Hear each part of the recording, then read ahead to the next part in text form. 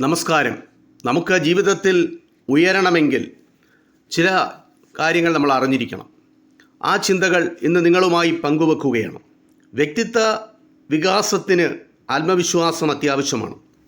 അതിന് വിലങ്ങുതടിയായി വരുന്നത് ഭയവും അപകർഷതാബോധവുമാണ്. ഇങ്ങനെയുള്ളവർ സ്വയം ഉള്ളിലേക്ക് ഒതുങ്ങി നിഷ്ക്രിയരാകും.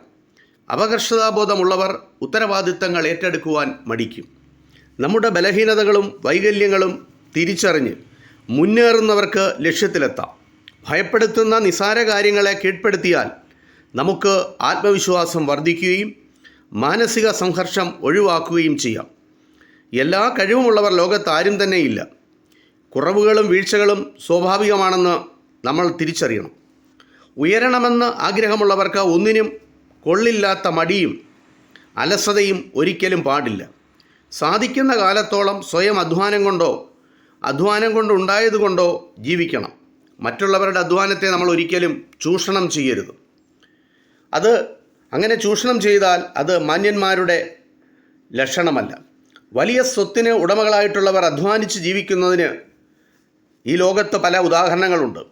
പൈതൃകമായി ലഭിച്ച സ്വത്തുകൊണ്ടും മക്കൾ നൽകുന്ന പണം കൊണ്ടും അലസരായി ജീവിക്കുന്നവരെ നമുക്ക് കാണാം.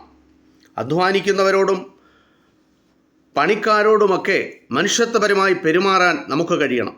ജീവിക്കുവാൻ വേണ്ടി കഷ്ടപ്പെട്ട് ജോലി ചെയ്യുന്നവരോട് ഒരു സഹതാപ മനസ്ഥിതി നമ്മളിലുണ്ടാവണം.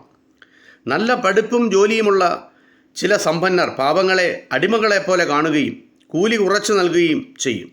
മടി കൂടാതെ പണിയെടുക്കുന്ന ഒരു ഭാഗമുള്ളതുകൊണ്ടാണ് മടിയന്മാർ സൂക്ഷിച്ച് ജീവിക്കുന്നത് എന്നുള്ളത് നമ്മൾ ഓരോരുത്തരും മനസ്സിലാക്കുന്നത് നല്ലതാണ്.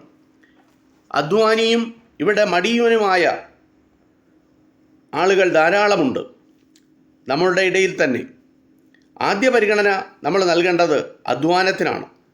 അങ്ങനെ അധ്വാനിച്ച് നമ്മുടെ ആത്മവിശ്വാസം വളർത്തി മടിയും അലസതയും ഉപേക്ഷിച്ച് നമ്മൾ ഉയരങ്ങളിലെത്തുവാനുള്ള ആ കഴിവ് നേടണം.